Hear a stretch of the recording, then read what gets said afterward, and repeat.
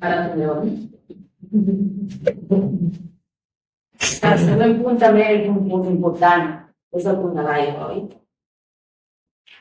Bé, regidors, tots sabem que hi haurà problemes d'abastament, sobretot en èpoques de restriccions per el consum de l'agropat.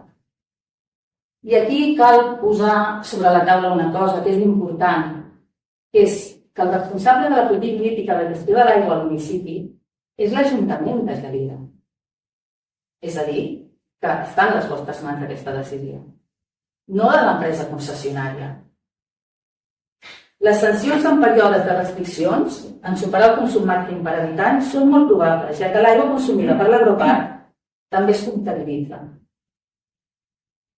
Les necessitats d'aigua d'un projecte com aquest són il·limitades. En aquests moments el projecte se li ha concedit 150.000 metres cúbics d'aigua anual de la xarxa del Ter Llobregat.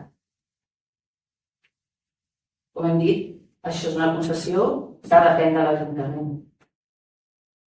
Per tenir una referència de què són aquests 150.000 metres cúbics d'aigua, hem de tenir en compte que el consum de boca dels habitants de Gelida l'any 2023 va ser 300.000 metres cúbics.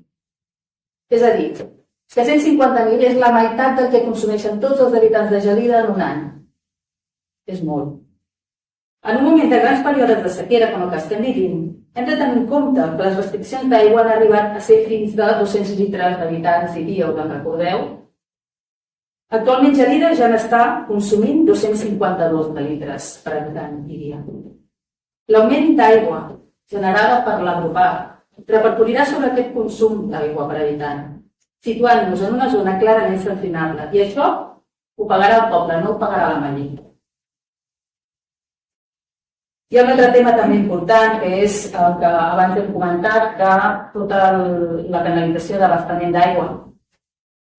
El manteniment d'aquesta canalització té un cost important i probablement això també repercutirà en el cost de les taxes.